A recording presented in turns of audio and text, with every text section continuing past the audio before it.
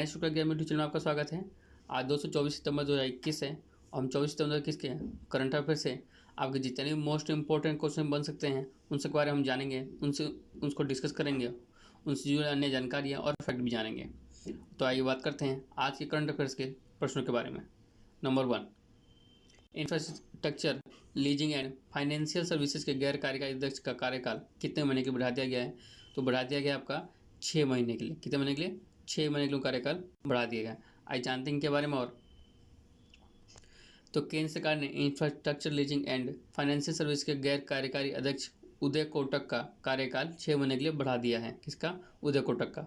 तो केंद्र सरकार ने एक बजट अधिसूचना जारी कर कोटक का कार्यकाल 2 अप्रैल 2022 तक बढ़ा दिया है। वह निजी क्षेत्र के बैंक कोटक महिंद्रा बैंक के प्रबंध निदेशक और मुख्य कार्यकारी अधिकारी भी हैं। नेक्स्ट क्वेश्चन की बढ़ते हैं। नंबर 2, साल 2050 तक दुनिया का तीसरा सबसे बड़ा आयातक देश कौन बन जाएगा? तो अब बन जाएगा अपना देश भारत बन जाएगा। भारत साल 2050 तक दुनिया का तीसरा सबसे बड़ा आयातक बन जाएगा। भारत वैश्विक आयत में 5.9% की हिस्सेदारी के साथ चीन और अमेरिका के ठीक पीछे होगा। चीन इस आर्थिक बदलाव का एक प्रमुख चालक है क्योंकि इसके साल 2030 तक दुनिया की सबसे बड़ी अर्थव्यवस्था बनने की उम्मीद है। विश्व अर्थव्यवस्था के बीच वर्तमान अनुमानित रैंकिंग के हिसाब से भारत 2.8% आयात हिस्सेदारी के साथ सबसे बड़े आयातक देश में 8वें स्थान पर है और साल 2030 तक चौथे और सबसे बड़ा आयातक देश बनने के लिए तैयार है। नेक्स्ट क्वेश्चन की बढ़ते हैं। नंबर 3, भारत किस साल तक औद्योगिक ट्रांसफर फ्री बन जाएगा? कौन सा औद्योगिक ट्रांसफर फ्री बन जाएगा? तो बन जाएगा आपका 2022 तक ट्रांसफर फ्री बन जाएगा। यह भारतीय खाद्य सुरक्षा और मानक प्राधिकरण FSSAI के अध्ययन के मुताबिक भारत 2022 तक औद्योगिक ट्रांसफर फ्री बन जाएगा। FSSAI ने अखिल भारतीय सर्वेक्षण परिणामों का हवाला दिया और प्रसंस्कृत खाद्य उत्पादों में औद्योगिक ट्रांस वसा के अत्यधिक उपयोग की धारणा को खारिज कर दिया है। बढ़ते हैं नेक्स्ट क्वेश्चन पे। नंबर 4, अंतर्राष्ट्रीय सांकेतिक भाषा दिवस international day of sine language किस दिन मनाया जाता है? तो आपको मनाया जाता है 23 सितंबर को। कब मनाया जाता है आपको? 23 सितंबर को हर साल मनाया जाता है। आइए जानते हैं इसके बारे में। और तो 23 सितंबर को संयुक्त राष्ट्र द्वारा अंतर्राष्ट्रीय सांकेतिक भाषा के रूप में मनाया जाता है। दुनिया भर में ऐसे कई लोग हैं जो बोल या सुन नहीं सकते हैं। वो अपनी बात करने के लिए अपने हाथों से चेहरे के हाव भाव से बात करते हैं। यह दिवस 2018 से मनाया जा रहा है। यह दिवस प्रतिवर्ष 23 सितंबर को पूरे विश्व भर में बधिर व्यक्तियों को जागरूक करने के लिए मनाया जाता है। इस दिवस का मुख्य उद्देश्य जो बधिर लोग होते हैं उनको शरीर के हाव भाव से भाषा बोलना सिखाता है। नेक्स्ट क्वेश्चन बढ़ते हैं। नंबर 5, हाल ही में किस राज्य के समुद्र तटों को ब्लू फ्लैग प्रमाणन दिया गया है? कौन सा ब्लू फ्लैग प्रमाणन दिया गया है? तो दिया गया है तमिलनाडु और पुडुचेरी के। किसके? तमिलनाडु और पुडुचेरी के। आइए जानते हैं इसके बारे में। और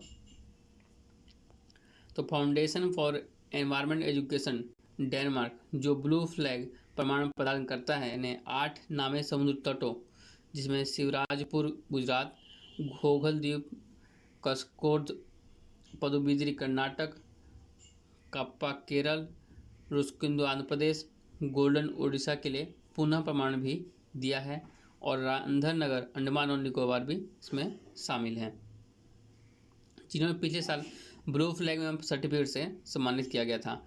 इन 8 समुद्र तटों को 6 अक्टूबर 2020 को ब्लू फ्लैग सर्टिफिकेट मिला है।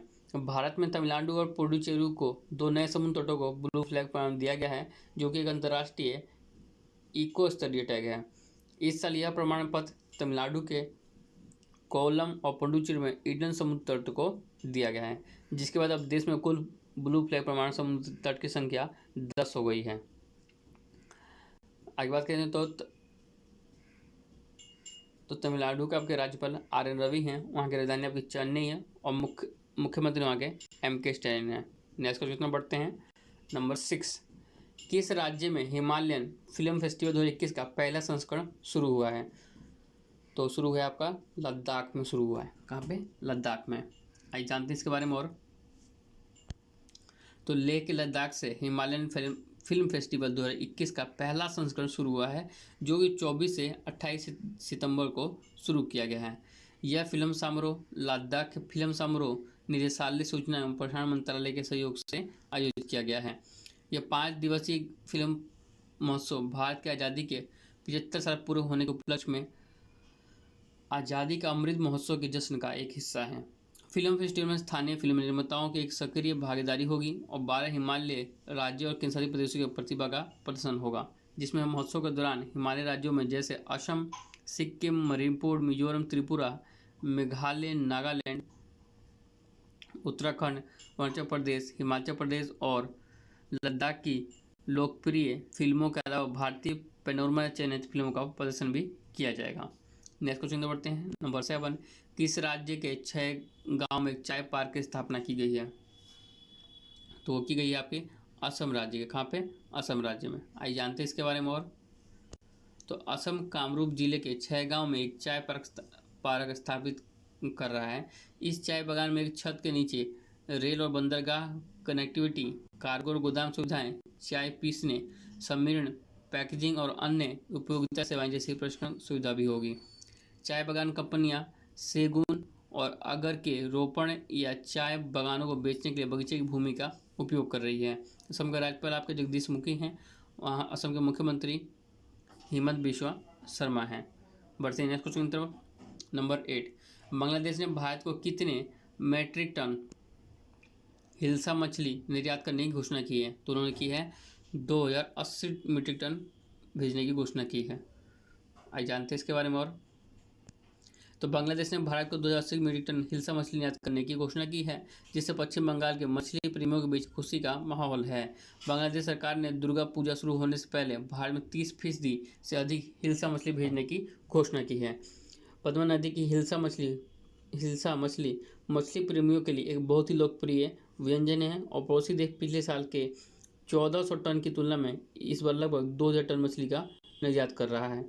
नेक्स्ट क्वेश्चन की तरफ बढ़ते हैं। नंबर 9, किसने राष्ट्रीय फ्लोरेंस नाइटिंगेल पुरस्कार 2020 से सम्मानित किया गया है? तो किया गया है SV सरस्वती को किया गया है। आइए जानते हैं इनके बारे में और। तो ये राष्ट्रीय फ्लोरेंस नाइटिंगेल पुरस्कार 2020 से सैन्य नर्सिंग सेवा की उप महानिदेशक ब्रिगेडियर SV सरस्वती को सम्मानित किया गया है। राष्ट्रीय फ्लोरेंस नाइटिंगेल पुरस्कार केवल नर्सों को दिए जाने वाला एक सर्वोच्च राष्ट्रीय सम्मान है, जिसे राष्ट्रपति रामनाथ कोविंद ने आभासी समारोह के तहत प्रदान किया है सरस्वती को। ब्रिगेडियर सरस्वती आंध्र प्रदेश के चित्तूर जिले से हैं और उन्हें 28 दिसंबर 1983 को अमेरिका में शामिल किया गया था। नेक्स्ट क्वेश्चन तक बढ़ते हैं। नंबर 10, विश्व स्वास्थ्य संगठन के मुताबिक डेल्टा कोविड वेरिएंट अब तक कितने देशों में फैल चुका है? तो वो आपका फैल चुका है 185 देशों में। और कोरोना संक्रमण के डेल्टा वेरिएंट का एक कहर पूरे विश्व में देखने को मिल रहा है और विश्व भर में कोरोना के संक्रमण से 22 करोड़ 95 लाख लोग से ज़्यादा मामले सामने आए हैं, जिसमें 49 लाख से ज़्यादा लोगों की मौत भी हो चुकी है। नेक्स्ट क्वेश्चन बढ़ते हैं। नंबर 11, संयुक्त राष्ट्र परियोजित द्वारा किस प्रधानमंत्री को SDG प्रोग्रेस अवार्ड से सम्मानित किया गया है? तो किया गया है शेख हसीना को। और शेख हसीना कौन है?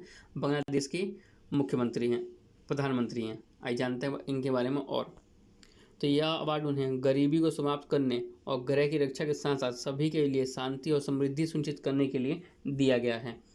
SDSN की स्थापना 2012 में संयुक्त राष्ट्र महासचिव के तत्वाधानों में की गई थी।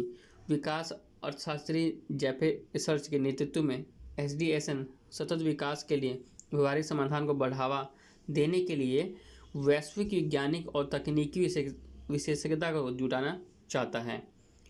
बांग्लादेश के प्रधानमंत्री आपके शेख हसीना, वहाँ की राजधानी आपकी ढाका और मुद्रा वहाँ की टका है और राष्ट्रपति अब्दुल हामिद हैं। नेक्स्ट क्वेश्चन में बढ़ते हैं। नंबर 12, हाल ही में निवेशकों और व्यवसायों के लिए राष्ट्रीय एकल खिड़की प्रणाली किसने लॉन्च की है? तो की है पीयूष गोयल ने की है। किसने की है? पीयूष गोयल ने की है। आइए जानते हैं इसके बारे में और।